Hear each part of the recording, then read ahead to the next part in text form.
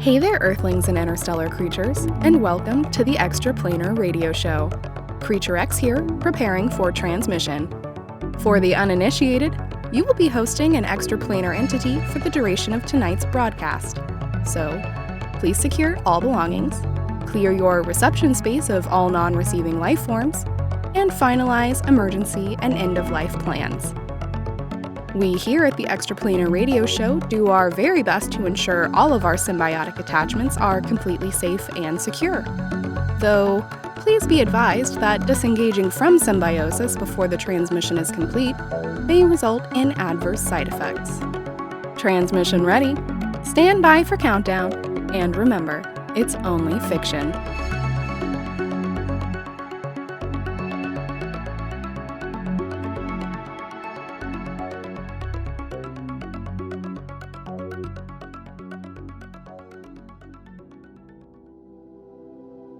Did you hear they are making a biopic about Penny the pup? I'm sure everyone knows who Penny is, but in the unlikely event that some unfortunate listener out there has never heard of her, Penny was a planetary Leviathan puppy from ZIAIA E1, a human-colonized planet in the Andromeda galaxy. Penny was shot out into space to see if planetary Leviathan puppies can survive out there. You see, there are many types of Leviathans in our universe, but we know very little about them. Some lurk underwater, like those in Earth's Challenger Deep in the Mariana Trench. But plenty of Leviathans also stalk the dark, lonely corners of deep space. Space Leviathans are quite hostile compared to their planet-dwelling, distant relatives. They wait in the black void of the endless cosmic deep, searching for unsuspecting travelers so they can lure them into their maws.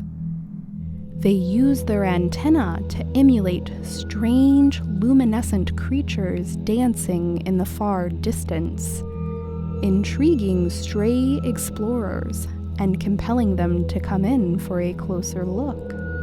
Then, once they approach, the great, glowing eyes and the foul hiss of sour breath reveal, too late, their gruesome end. But Penny was just a planetary pup. Still a baby, but tasked with the future and progress of her entire species. She was to undertake the most daring experiment for her kind to date. Of course, she died within moments due to the high velocity of the space catapult, since she was not given a spacesuit or put into a spacecraft at all, just shot up as is. A valuable lesson learned regarding the necessity of spacesuits and vehicles for planetary Leviathans. I think we all assumed that since space Leviathans generally slink around in absolutely nothing, that Penny could simply do the same.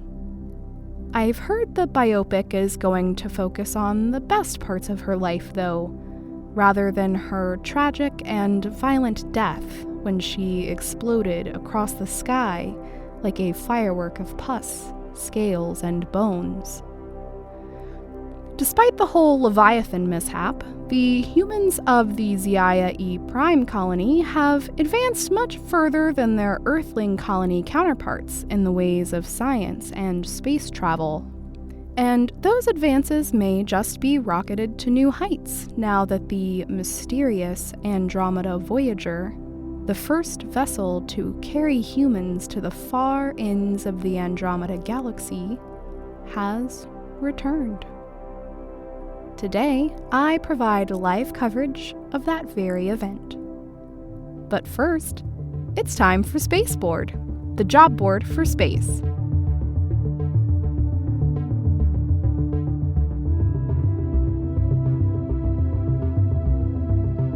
Galactic Rangers in the Glorgon 8 system are putting out the call for new recruits. Glorgon 8 is a supermassive black hole orbited by multiple dying planets. It sits just 30 million light years down the road from the infamous dark galaxy. This particular black hole has gone from sucking in everything around it with crushing force to spewing out, well, what they've written on the job posting seems to drag on and on at this point, but it's something about the black hole spewing out world-ending entities from a different dimension and how they need motivated heroes to save everything they hold dear. A bit dramatic, if you ask me. Anyway, they offer no compensation for the entire ordeal, but claim you'll be paid with the satisfaction of knowing you did the right thing. So, I guess if you have the time and resources to expend, this could be interesting for someone? Ooh! The Neptune Arcade is looking for party entertainers. I always love it there. As an entertainer, you get to dress up as different supporting species from around the universe, like Earth squirrels, Venus flies, Earth's Venus fly traps, which really only catch Earth flies, so it's a bit of a misnomer, and my personal favorite, Betelgeusian sunbats. The Neptune Arcade pays in arcade tickets, and all the different types of cheese whiz they import from human colonies in each galaxy. Speaking of human colonies, the original humans are looking for simulation operators for their new colony on Helix Core 95. They're trying out methane-based evolution this time and need someone to help them test pilot the program. The simulation will run the better half of 900 billion years and pays in the wonder and awe you'll experience by observing and altering the cyclical nature of life and death in the human species, from evolution to extinction. I did one of those once. It was quite a hoot. Looks like that's all the semi-decent job postings for today. So, this has been Spaceboard, the job board for space.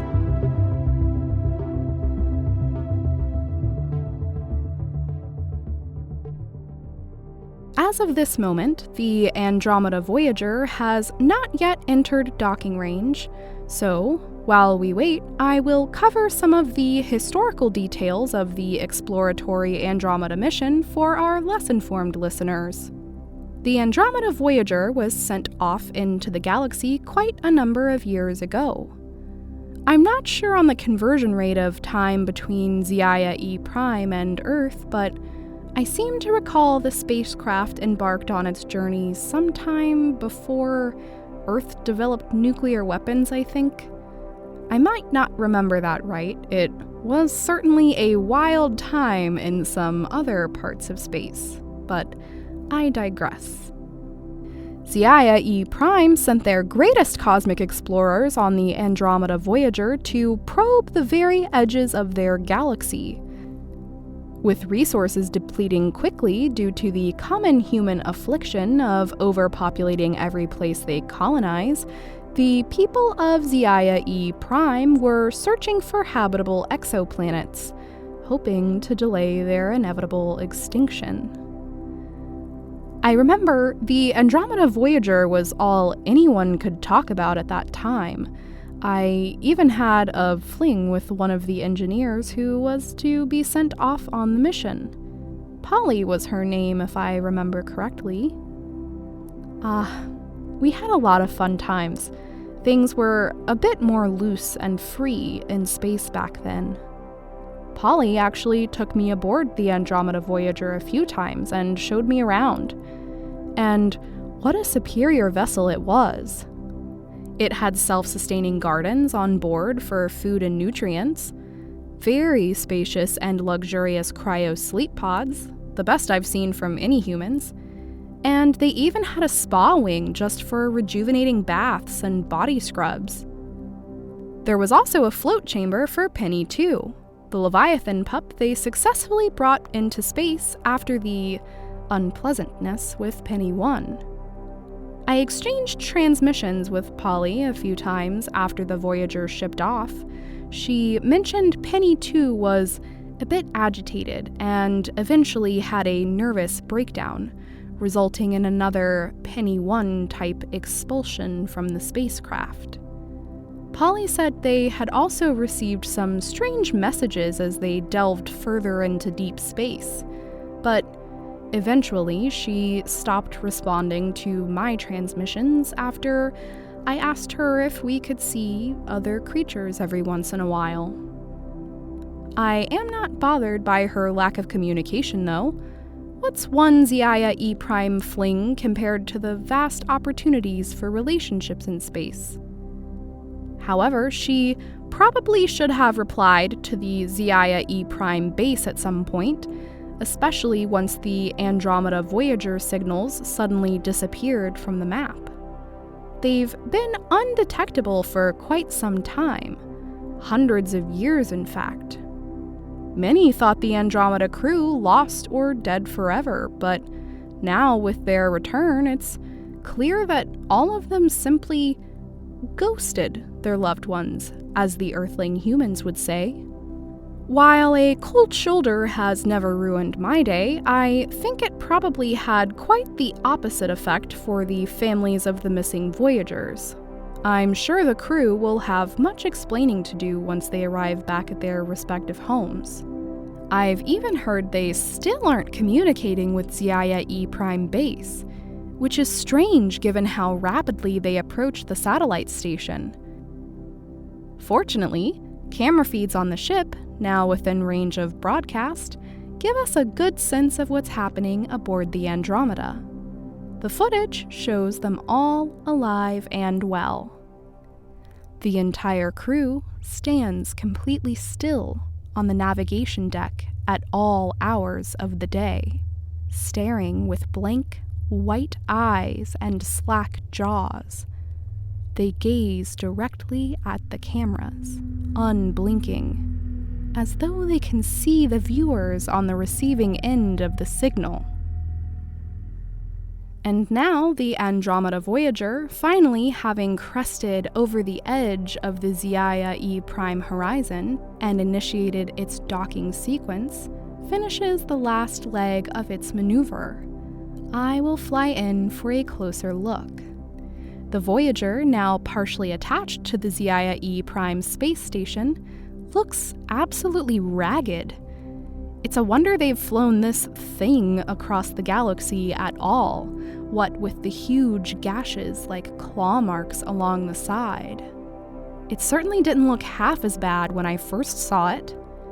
The handling looks a bit rough too. Will they manage to dock successfully? The anticipation is almost too much for me. I want to look away, but... oh, that was easy. Yeah, they just docked with no problem. So, it shouldn't be long now, only a few moments before they are permitted to enter the station. So, while we wait, here's a message from our sponsors.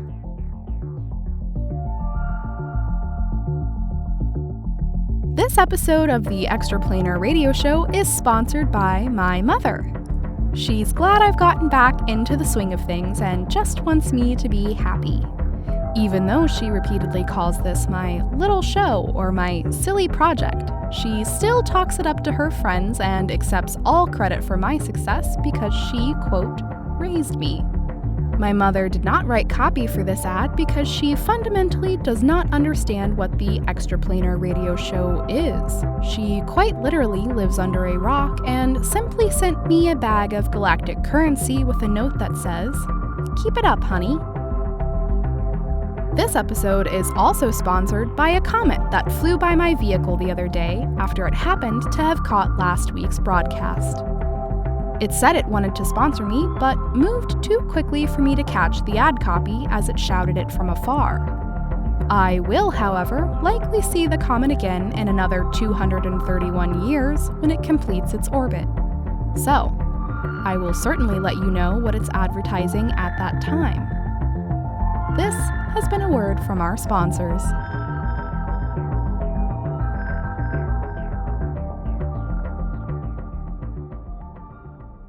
While we continue to wait for the Andromeda Voyagers to disembark, I also wanted to address one other issue.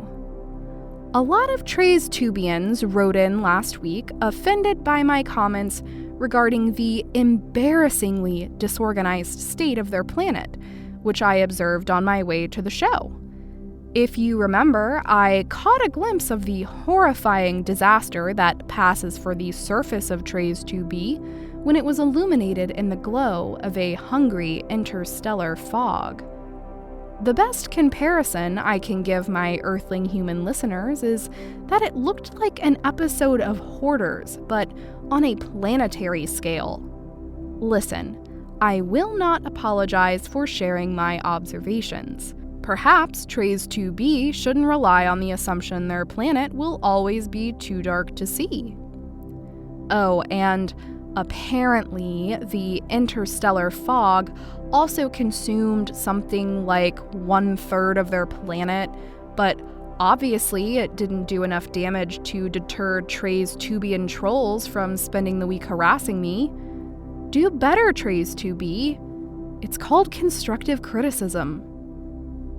And now it looks like the Andromeda Voyagers are preparing to disembark. Let's go down for a closer look. I will engage my transparency beam so I can see right into both the ship and space station. Quite a handy gadget, this thing. The airlock opens, and the crew of the Andromeda Voyager step forward to greet the satellite station attendants. It looks like they are exchanging greetings, but body language suggests it's a bit tense. One of the station attendants actually draws their plasma pistol, but before they can fire, one of the Andromeda crew looks to have come in for a hug. How nice that they can settle their differences with... Oh, well, the space station attendant fired their pistol, and now they all seem to be running, with the Andromeda crew in close pursuit. Perhaps they are still angry about the lack of communication and do not want to accept apology hugs. However, it looks as though the Andromeda crew are intent on forcing their apologetic will. A few attendants look to be screaming or shrieking in horror. I can't read lips in any ZIAIA E1 languages, but it looks like one is crying for help.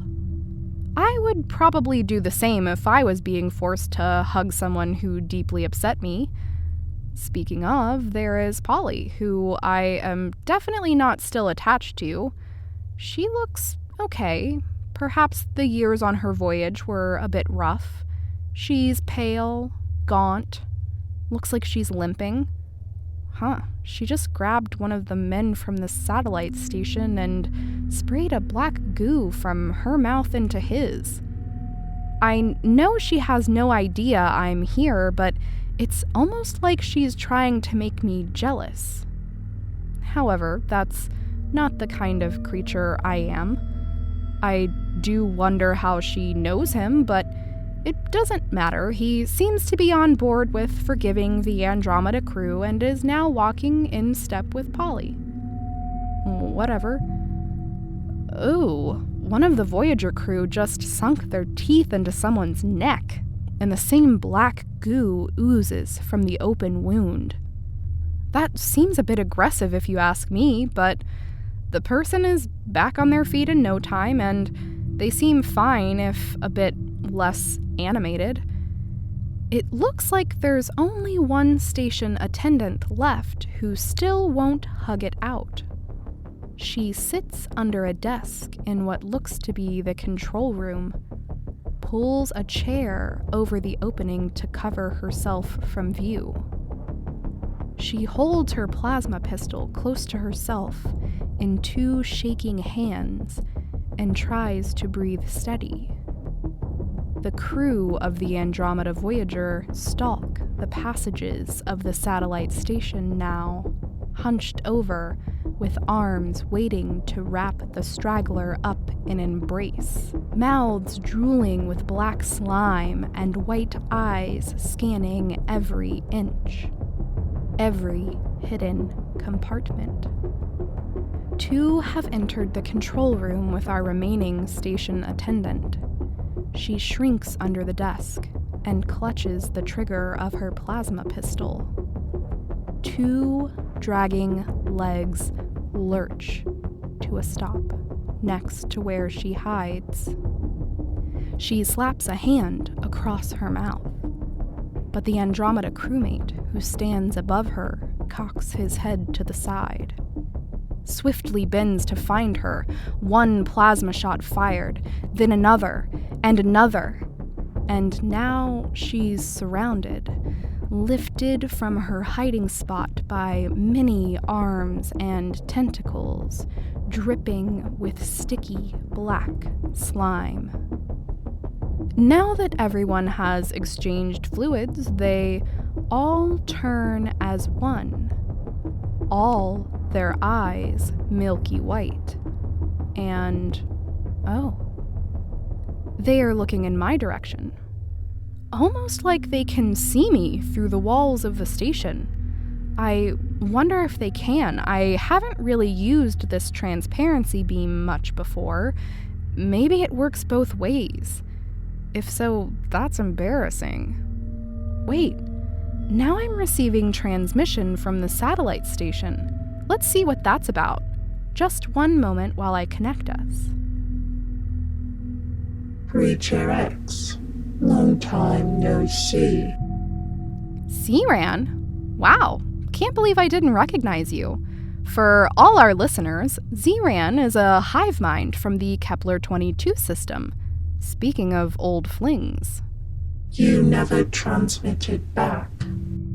Yeah, I've been busy, all the stuff that went down with the last show. I haven't really had the time. Enough. We have a message for the humans of ZIAIA E1. Your evolutionary journey has come to an end. You have knocked at the doors of the far corners of the galaxy, and we have answered. We have come across eons, from the darkest reaches of space to its vibrant cradles of life. We make all better. We have come to make you better. Consume, transform, improve. The perils of your mortal existence will be no longer. ZIAIA E1, do not struggle. Do not resist. We are coming now. It is up to you how much you suffer in the growing of things. Everything will be better as one. Sorry, I just couldn't listen to them anymore. Is that bad? Like, what is this, the ZIAIA radio show? I have such a low tolerance for galactic manifestos at this point. Still, I am sad to see ZIAIA E1 go. I was really looking forward to Penny's biopic. Hopefully, ZIAIA sees fit to continue investing in the project, though I'm sure it'll be way more boring now. Anyway, looking at the state of things, I think it's time for me to get the florb out of here, but stay tuned next week when we talk about other things.